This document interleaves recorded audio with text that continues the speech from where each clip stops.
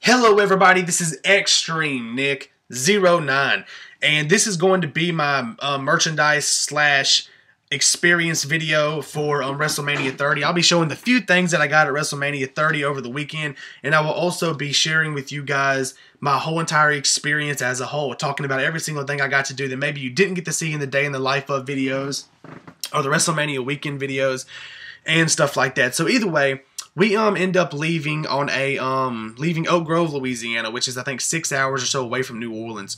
We ended up leaving from our house in Oak Grove, Louisiana on a Saturday morning, early Saturday morning.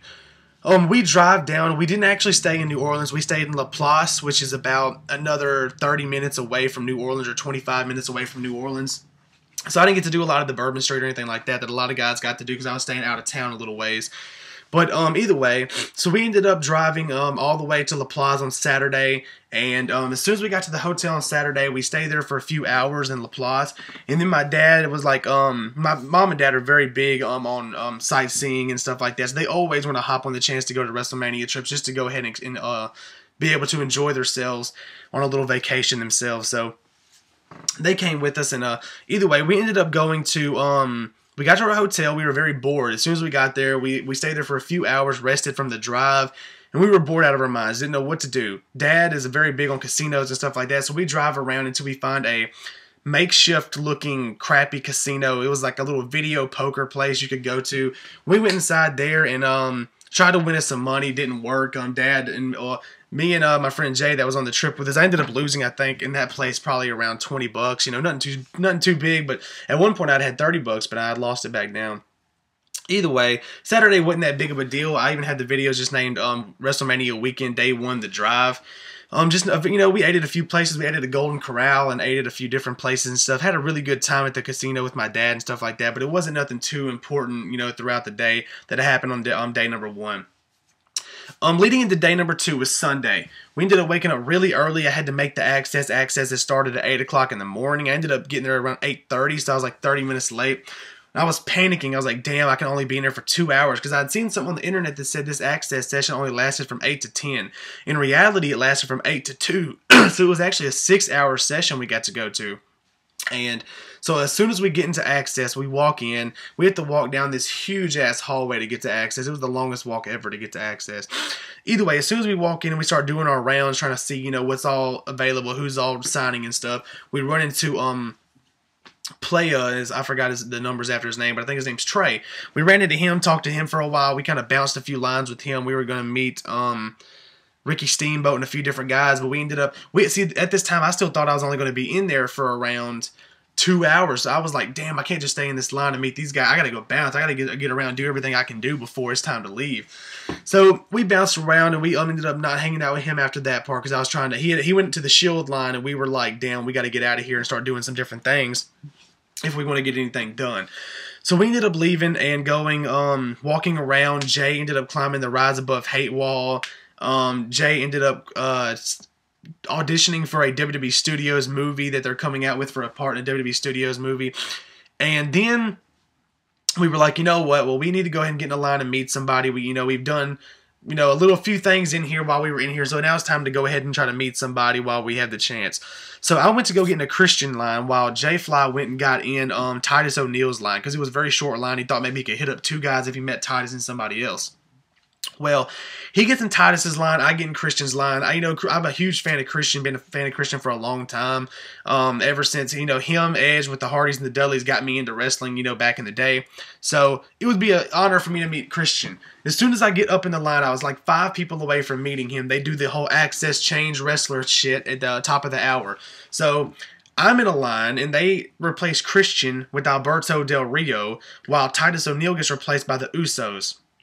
So I was like, damn, I got fucked up on this one, because if I would have known that we were going to be in there for like 6 hours, I would have definitely met Dean Ambrose and Roman Reigns, and I definitely would have met AJ Lee. But instead I got jacked and got cheated there, done wrong by Alberto Del Rio. So I ended up walking up and getting Del Rio to sign my official WrestleMania 30 program. Let me see if I can find the page. But you know, the wind had been taken out of my sails at this point. I was like, man, I really wanted to meet Christian now that I'd been in line with him. I ended up meeting Del Rio, so I didn't really even say much to the guy. I was just like, hey, shook hands, took a picture, and left. So there's my Alberto Del Rio autograph right there. He was in silver. I actually have pictures on my Twitter. Go follow me on Twitter at ExtremeNick09. And you can see my picture with Del Rio and 2 more pictures with some superstars too. Either way, as soon as I was done meeting Alberto Del Rio, I ran over because I wanted to get in line with Jay to meet the Usos, because what better thing to do than take a picture with the Tag Team Championships next to the Usos. So I try to get in line. This dude that's behind Jay Fly is throwing a fucking fit about me skipping in line, saying no, blah, blah, blah, blah, blah. So either way, just to not deal with all the drama that was going to be placed on, I was like, hey, Jay, you don't have nothing for him to sign? Here, go ahead and hand him this. So he ended up being able to get my program signed there by Jimmy and Jay Uso. You can see the 2 signatures, one right there and one right there. So that was pretty cool that I at least got to get their autographs, too. So not too much loss. I just didn't get to meet the guys and talk to them.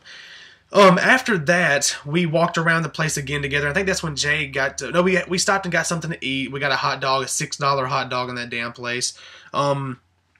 We ended up just walking around, just watching the matches that were going on for NXT, seeing who all was going to be signed and trying to figure out who we wanted to meet next.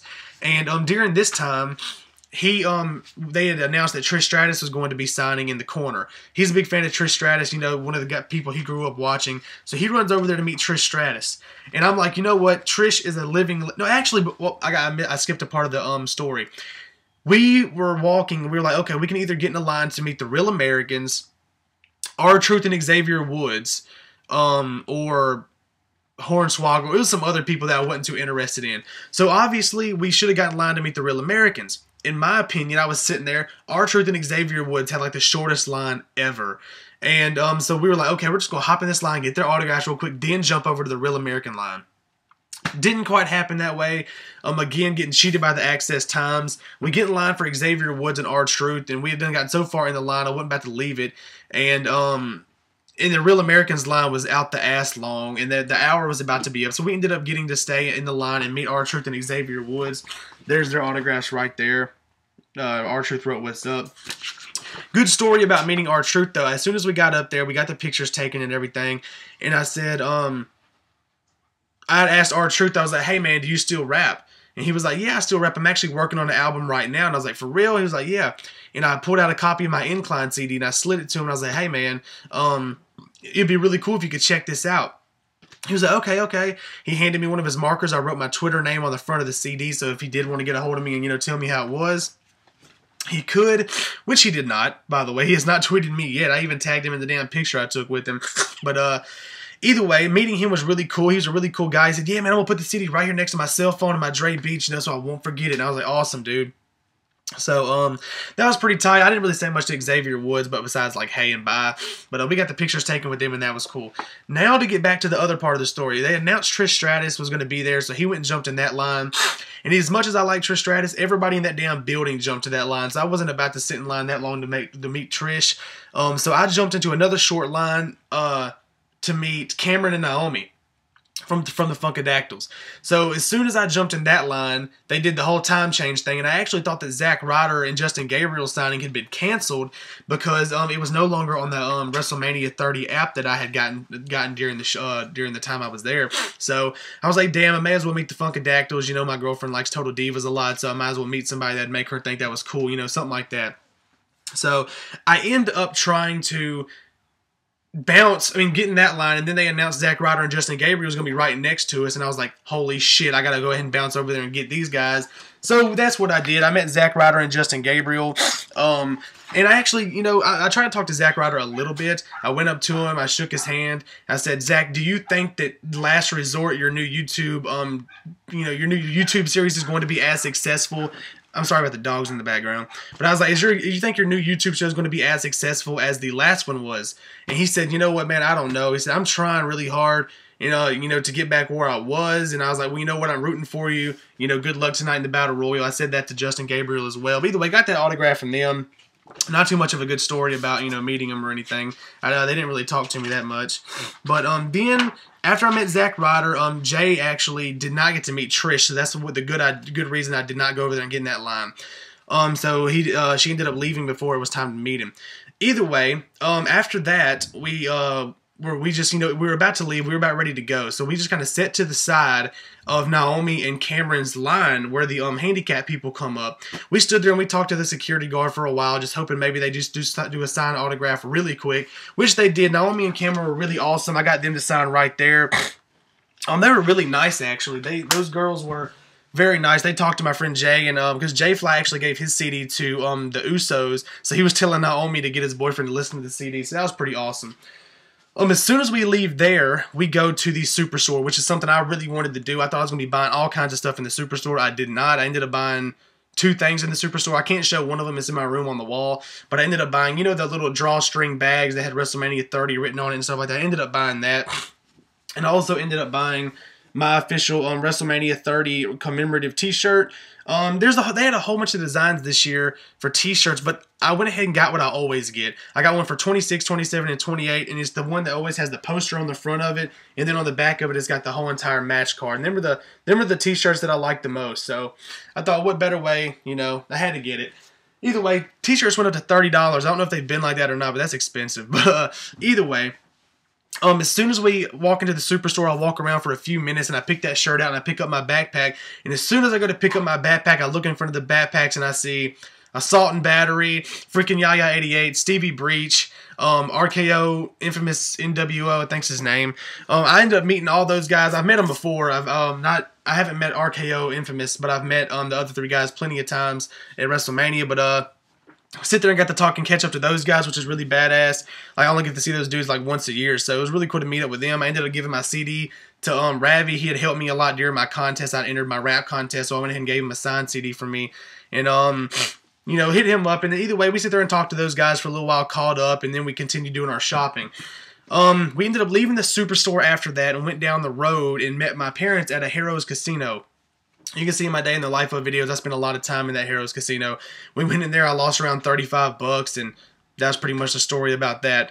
Got some free beer while we were in there, but besides that, nothing else. But besides losing a lot of money, ended up buying an $8 pizza in there and spending some more money like that. But either way, left Harrah's, and it was time to get down to the Superdome for WrestleMania 30. If you want to know what I thought about the show, I just got through doing a WrestleMania 30 review. Reviewed the whole entire show as a whole, so it was, like I said, it was a really great show, the best WrestleMania I've ever been to. Either way, on the way to WrestleMania 30, nothing really special happened. We got to the arena, got in there, watched the show, and then we left. We got right out of there. The damn roads were totally packed after WrestleMania, trying to get out of damn New Orleans and try to get down the road back to our La Plaza area. Either way, we finally get out of that place, and we end up going to back to the hotel for the night, and we ended up going to Burger King, and when we went to Burger King, some crap was going on. Like, it was some pretty weird stuff. Ambulances were showing up and stuff at the Hilton Hotel next to us. And either way, that was kind of trippy. But either way, WrestleMania was awesome. On Monday morning, we ended up waking up. Not early at all. We woke up around dinner. We ended up getting something to eat at Chili's. Got something to eat at Chili's. Sat down and actually had a really good dinner there.